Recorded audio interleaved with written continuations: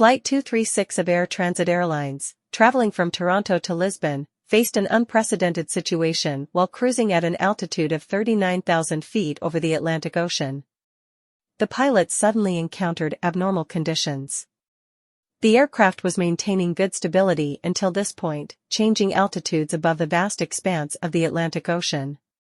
Suddenly, there was no land in sight, and the situation became critical for the captain and the co-pilot. For the pilots, this situation was particularly challenging because they had to deal with a fuel issue over the Atlantic Ocean. The aircraft had departed from Toronto Pearson Airport on August 23, 2001, as a non-stop flight to Lisbon. It had been loaded with 48 metric tons of fuel for the journey. The process of boarding and preparation had started smoothly, aligning with the local time. The flight had 293 passengers on board, including the flight captain, 48-year-old Robert Pish, who had accumulated 16,000 hours of flight experience. The first officer, Dirk de Garte, also had substantial flight experience, with over 5,000 hours of flying time. The aircraft they were flying, an Airbus A330, was a state-of-the-art model, and both pilots were well prepared for the journey. As the flight checks were completed, the pilots communicated with the control tower about their location and updates. Everything seemed normal up to this point, with most passengers settled comfortably in the cabin. However, as the aircraft crossed the Atlantic Ocean, an unusual situation unfolded.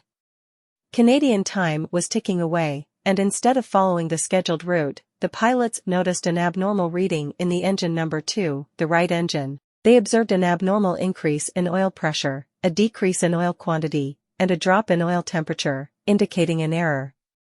In normal circumstances, when an aircraft is operational, oil temperature tends to rise, but in this case, it was indicating unusually low temperatures, which was far from normal.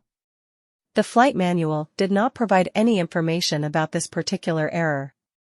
The pilots attempted to gather more information and contacted the maintenance unit in Canada. They informed them about the error, but, unfortunately, the maintenance unit was also unaware of this issue. With no immediate solution in sight, the pilots continued to monitor the error while contacting the maintenance unit periodically. As time passed, the oil readings in the right engine continued to show faulty values. Concerns grew, and the pilots wondered if there was a faulty sensor providing inaccurate oil readings, as they had seen no other indications of a problem related to the oil system. However, the issue turned out to be related to fuel rather than oil. In commercial airlines, fuel is distributed evenly across the wings to maintain balance during flight.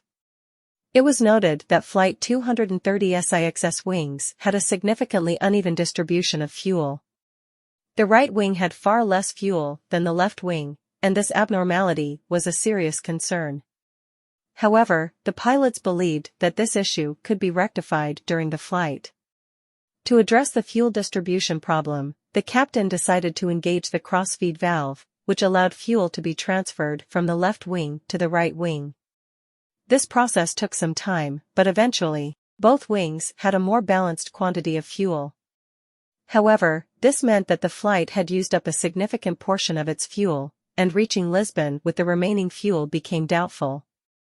The option of diverting to another airport became the best course of action. The Azores Islands, located in the Atlantic Ocean and part of Portuguese territory, became a potential destination. Among these islands, Terceira Island had an airport where the flight could land due to the fuel shortage. The captain initiated communication with Santa Maria Air Traffic Control, ATC, to inform them of their situation and their intention to land at this airport. With a limited amount of fuel remaining, the captain and the first officer had to carefully calculate the descent and approach to Terceira Airport. The situation was tense, and passengers, who had been calm until now, began to feel the tension in the cabin. Worst-case scenarios were considered, including the possibility of a crash landing. However, the pilot had to make critical decisions to ensure the aircraft's safety. The captain initiated a series of turns and altitude adjustments to extend the flight distance and provide more time to prepare for landing. As the aircraft neared the airport, flaps were deployed to create drag and slow down the aircraft's descent. The engine thrust was reduced to a minimum, and the aircraft was gliding toward the runway. The altitude and distance calculations were crucial, and the captain decided to perform a dead-stick landing, meaning the aircraft would land without engine power. Despite the challenges, the pilot executed a successful landing, although it was a challenging one. The aircraft touched down on the runway, but the tires burst upon landing due to the challenging circumstances. Nonetheless, the aircraft was brought to a stop safely, thanks to the skillful handling by the flight crew. Upon investigation, it was revealed that before takeoff from Toronto, maintenance crews had performed a part replacement in the engine, which had loose fittings. This loose fitting had caused vibrations, which eventually led to a fuel line bursting, resulting in the fuel leakage. In the aftermath of this incident, Airbus implemented a new system to prevent fuel leakage, ensuring the safety of future flights. Captain Robert Pish and First Officer Dirk Digarte were recognized for their exceptional airmanship during the incident and received awards for their remarkable performance in safely landing Flight 236 without engine power.